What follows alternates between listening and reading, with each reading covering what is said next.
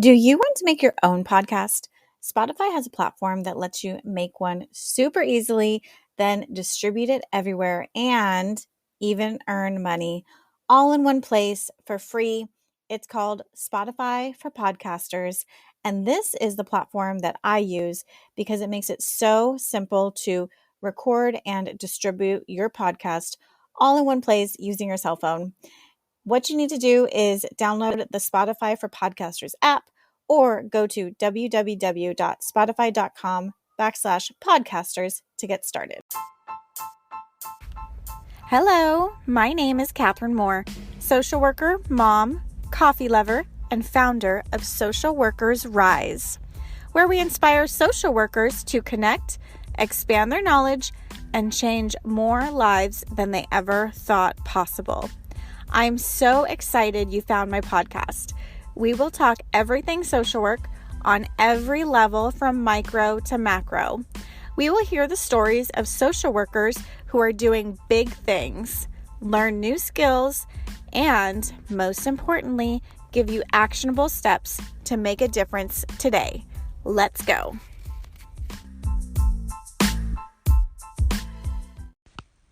Hey, before we get started, I just wanted to give a heartfelt shout out to Wilson Gator, who left us a review on iTunes.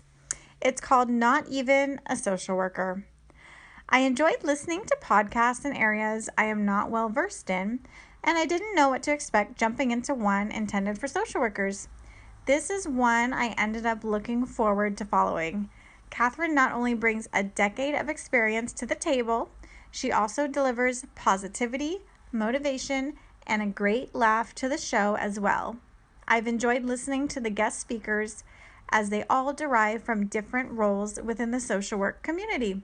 Glad I subscribed to this one. Thank you so much again, Wilson Gator. I really appreciate the feedback and the review, and I'm just here to provide value to everybody who listens, and I appreciate you. Now let's jump right into this episode. Hello. Thank you for joining me on another episode of Social Workers Rise. I don't know about you, but it has been one hell of a week. I'm recording this on March 24th. So as you all know, this COVID-19 coronavirus is pandemic levels, and it changes every day. There's new stuff, new anxiety, new fears, new worries, new statistics coming out all day, every day, and it's just too much, you guys. It is too much. I was feeling confident going into this, and I still am feeling pretty confident, but it's been a journey. So I can't even lie, it's been a journey. And it's hard because I just can't get away from it. So it's just stressful on so many levels. It's scary. We feel out of control. A lot of this is out of our control.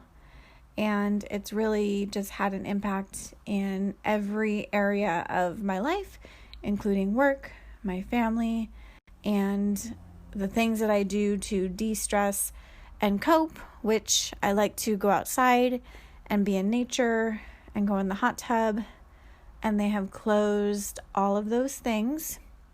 So that's been really hard for me to deal with. But, just like I talked about before, I just changed my mindset, changed my focus, try to do the best that I can on any given day. I was feeling really stressed and overwhelmed today, just with everything going on. And I feel like it is getting closer to me and my circle and my family and friends. So I knew that I had to just get out of the state of mind of fear, refocus, ground myself, do all of the things that we tell ourselves that we need to do, that we learn. And it really takes practice.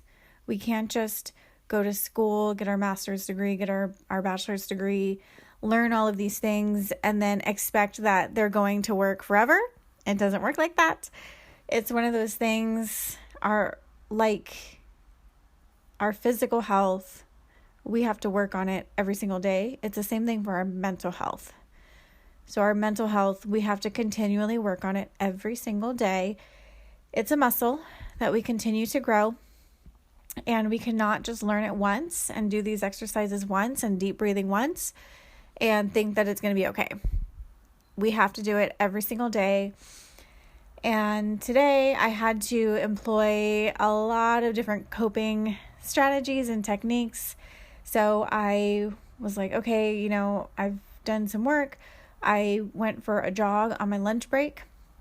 I knew I had to change my physical body to just kind of get me out of my head. So when I'm exercising, it's a really big coping mechanism for me, because when I'm exercising, I'll be honest, I'm not very good at it, in my opinion. And so it's more about survival. Like, okay, you can do this. And it forces me to focus on my breathing for survival. And so it really helps me to clear my mind and just really focus on breathing, which in itself is a coping technique. I have to be mindful of my breath, and it allows me the space and the time to be aware of my surroundings and to appreciate all of the beauty that's around me. So I'm lucky to live near a lot of trees and some open space, and I'm able to just appreciate it and be in nature, look at the pretty flowers since it's springtime, and just find little tokens of beauty to be thankful for and to be grateful for. I found that fear and gratitude cannot be in the same place at the same time. So if I'm focusing on something that I'm extremely grateful for, then I'm no longer fearful in that moment. So that's kind of just a little tidbit about how I've been coping and getting through all of the craziness of COVID-19. And, one of the other stressful parts of this entire situation is I think about the people who are really struggling. So that's another tool that we can use, is to just get out of our own minds and to focus on other people and how can we help them. So that is also what I've been trying to do. And I'm going to just share a little story. So right now I am working in a medical clinic with patients who are chronically ill, who have a lot of different health conditions, and who may or may not transition to hospice. And I came from hospice before. That was my first job that I worked there for about 4 years. And I loved it. The hospice patients, a lot of them and their family were very sad, but they had a sense of peace about them, that they felt a sense of fulfillment and a sense of life completion. And most of them have, accepted that they're going to die and that this is the end. And it is very sad. And people were appropriately, coping and tearful and sad. For the most part, there's always the people who are kind of outliers and need additional emotional support and aren't accepting. But for the most part, the patients were pretty well supported. The family had a system in place to help care for them and to make sure that all of their physical, mental, and emotional needs were being met to the best of their ability.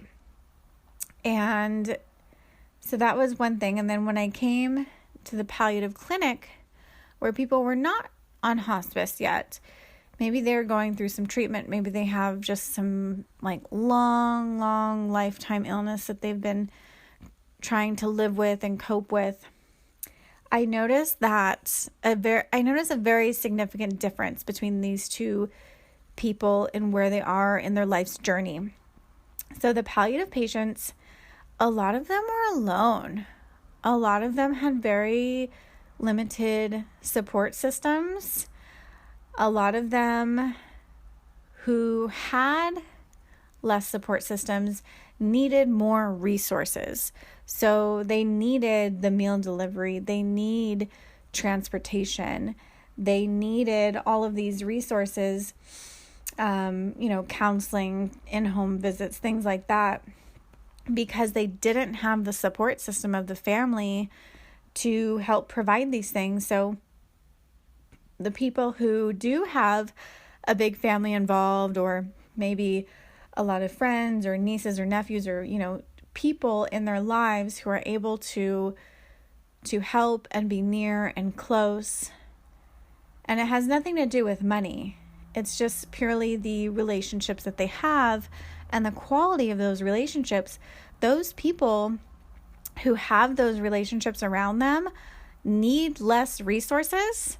They're more self-sufficient and able to pull together their loved ones and their family to get them to the doctor's appointments. They don't need the transportation. They have someone who can help them grocery shop and bring groceries home and help them cook the meals if they need it.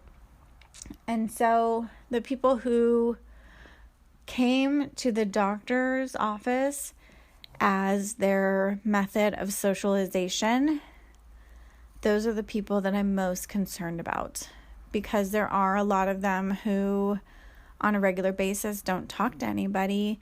They might say hi to their neighbor every once in a while, but there's no quality relationships there, and they're very isolated. And the only social interactions that they got were the doctor's appointments, and now those are gone. And even the people in facilities, them too, I'm concerned about them, because even during normal times, there was such loneliness in a lot of the facilities because people did not have regular visitors. A lot of them didn't have friends that they really felt connected to, or family that would visit them. And now that visitors are completely banned from facilities like that, I mean, they may be more physically safe, but I'm really worried about all of these people and their mental safety. I'm worried about the rates of depression and loneliness and, suicidal ideation and suicide attempts. And in social work, we see this all over the place. I know that this is not just in the population, in the older adult population. I know that people in schools see it with kids all the time. There was a study that Cigna did that showed that the young generation, so the people who are, is it Generation Z? The ones who are, in their late teens, early 20s right now, they are our most lonely population, ironically. Well, ironically for me, because I remember at that age, gosh, you couldn't pull me away from my friends for longer than, a day. My relationships were everything. So that was very ironic for me. And so we just see this all over in social work. People who have limited physical connections, they don't have the quality relationships, and they don't feel a sense of connection to their community, to their friends, to their church, to their neighborhood. A lot of times they're more likely to be lonely, depressed, anxious. They have the higher suicide rates, and they do need much more support and resources. So that was just one of the main differences that I noticed, and one of my concerns going forward with this COVID-19, because we as humans need that physical connection. From the time we're born, from the time that we're babies to the time that we die, we need to be held as babies.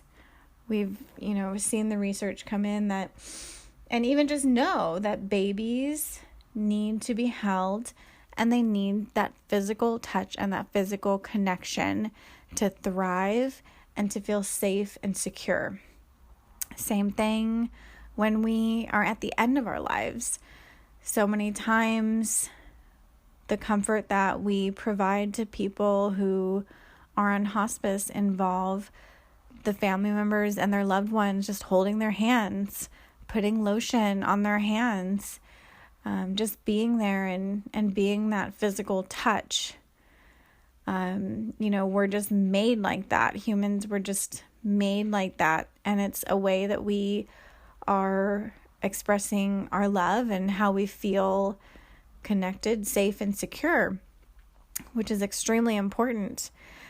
And, it's not this whole social distancing thing. I understand, we have to do it right now.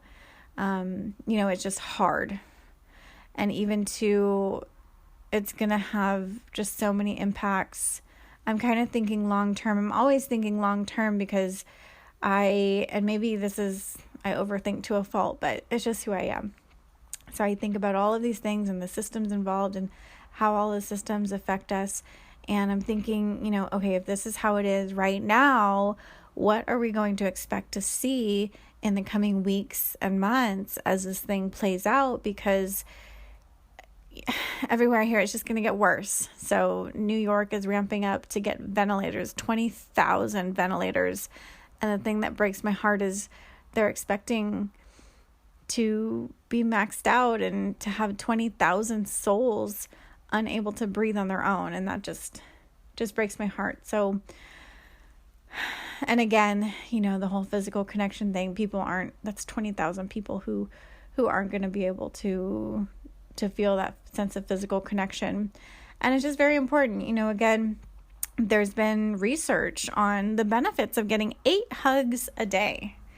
And I'll put this link in the show notes, but there's actually a lot of great benefits to getting 8 hugs, which it improves our physical health, our mental health, it reduces our anxiety. It actually hugs release chemicals that make us feel happy. It lowers our heart rate. It improves our blood pressure and it reduces our stress levels. And I don't know about you, but lately I'm just been like, it's so overwhelming and so stressful that I just need a hug from my husband. I mean, my husband is really, and my daughter is, luckily I have 2 great hug givers that I can rely on, but I know a lot of people don't do that, and I recognize that privilege that I have. And, just trying to do my best with the resources that I have. So, that's why I'm worried about just people and all of the people that are affected by this on just so many levels that, our relationships and connection are suffering. And, I just wonder, what would the world be like if everyone had at least 3 people that they trusted or could rely on for the emotional and physical help when we need it?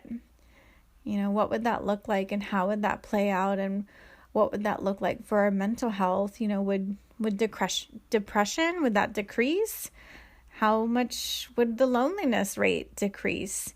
Would our life satisfaction increase? Would suicide, even be a topic anymore? Would people be able to be more fully themselves and come out of the darkness and live out their life purpose? I wonder if it's just something as small as having those strong 3 relationships for people. And, I don't know the answers. I don't know what that would look like, but I know that the path that we are on is not a good path. And, even before COVID-19, we were already in a loneliness epidemic. We were already in a depression epidemic. I mean, suicide rates are through the roof. And I know specifically, I'm here in Orange County, California, older adults have the highest suicide rates of all of the ages. And so, I'm concerned for them, and I'm concerned for their mental health when relationships are so important for our mental well-being. How are they doing? How are they? How are they really? And who are they able to call if they're feeling down? I know that there are resources, and I have given a lot of people resources, and during this pandemic, myself and the social workers that I work with, we have been getting a lot more calls just for anxiety, just to be able to talk to people, provide reassurance, allow them to vent, just help them feel heard, because there's no one else that they can vent to, because everyone else is just as stressed or more stressed than they are. So, I'm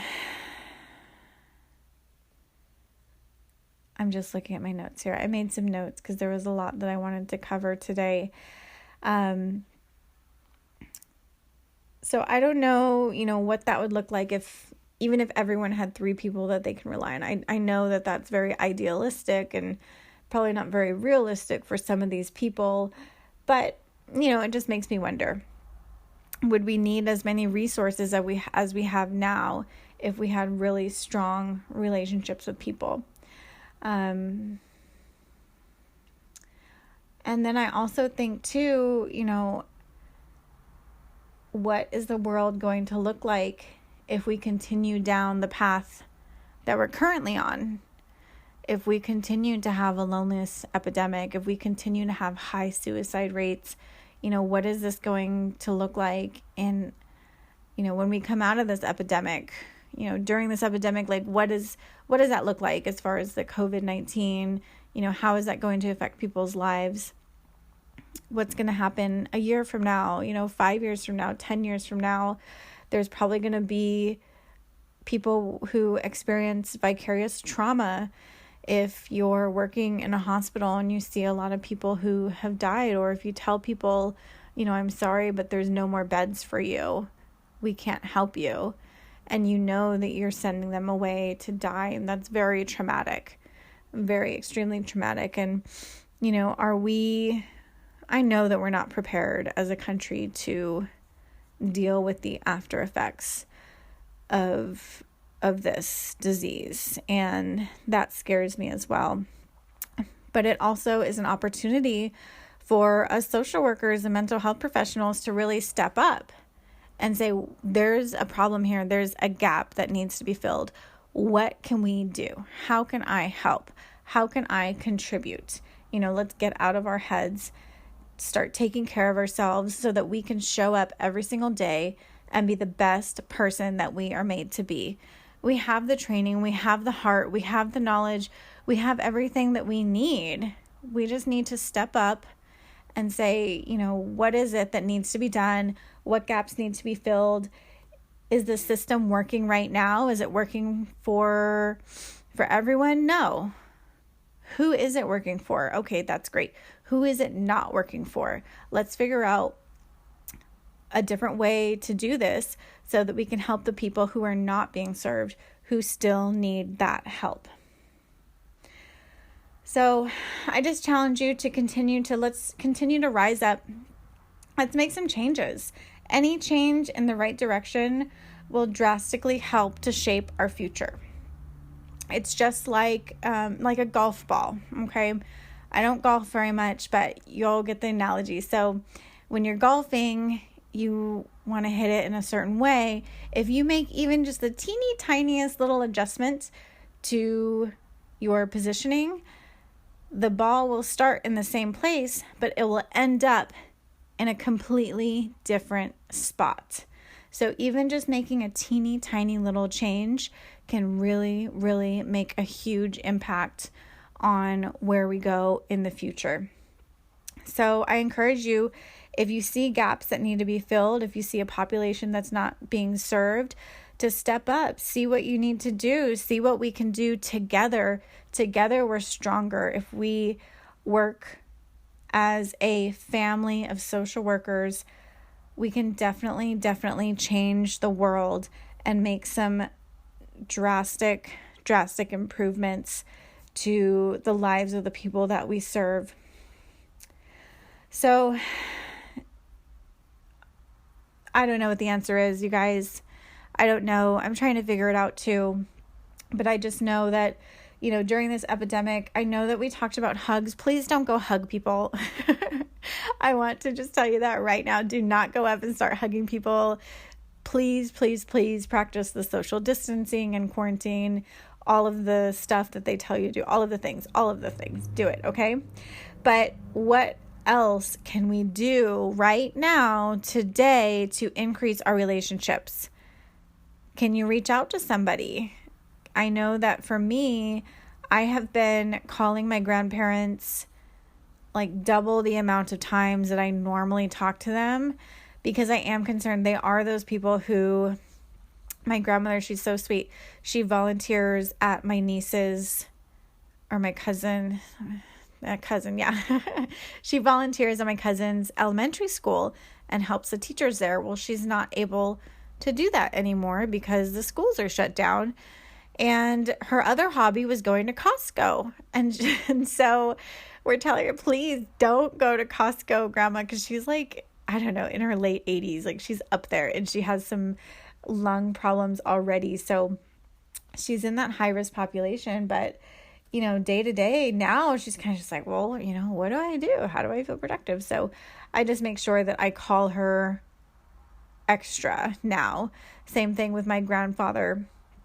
His favorite thing was sports and going to the casino, playing poker. Both of those things are gone. There's no more sports and no more casino, no more poker. I don't know what he does. Well, he says he watches TV, but I mean, it's just not the same. So, just knowing that they have someone who they can talk to that's thinking about them, that loves them and cares for them, I know goes a long way. And, research has proven too that even if our clients don't accept the help, it's really beneficial to them knowing that the resource is there when or if they need it. So just making yourself available, letting your loved ones know, your grandparents, your parents, your neighbor, whoever it is, just let them know that you're there, that you're thinking about them, and like, hey, I'm just making sure you're okay. Is there anything that you need? Maybe you could, I don't know, Amazon Prime it to them, or I know there's a lot of free food delivery deals going on some apps. And, that would make me feel special if somebody said, hey, I'm thinking about you. Like, here's some Chipotle. Like, oh my gosh. Anyways, just some ideas. But let's see what else. Oh my gosh. So I was talking to my sister, and she is so sweet. I was telling her and I vent to each other and telling her how stressful it's been these past couple weeks and all of the things going on. And she sent me a little bouquet of flowers because she lives across the country. So she sent me a little bouquet of flowers and just said, hey, sending some love. I'm thinking about you. And oh my gosh, I was so touched. I could cry. Just the little gesture of love. I felt like it was a little hug for my sister, just when I needed it the most. So there's things that we can do that don't involve us physically touching each other. The other thing is sending cards. So a lot of people like receiving cards. I don't know. I've never met any person who said, "Ugh, another greeting card is awful."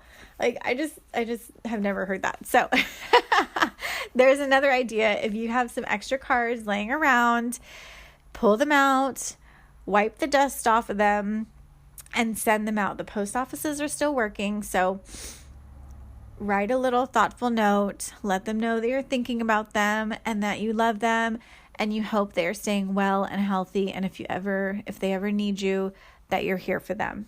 I promise you that will go a long, long way.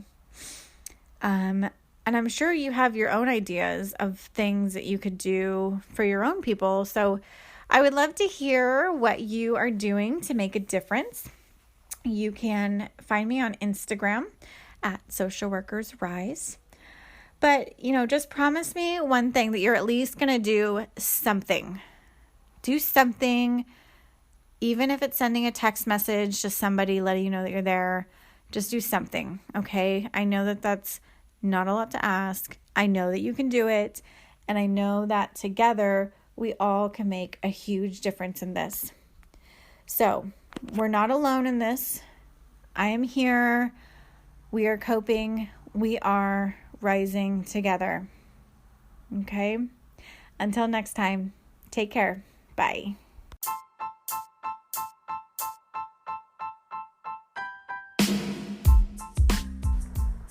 Thank you so much for listening to another episode of Social Workers Rise. If you loved it, write a review and give us 5 stars wherever you listen to your podcast. This just helps other people just like you find us and join our community. Also, I would love to connect with you on Instagram. You can find me at Social Workers Rise. I can't wait to see you next week. Bye.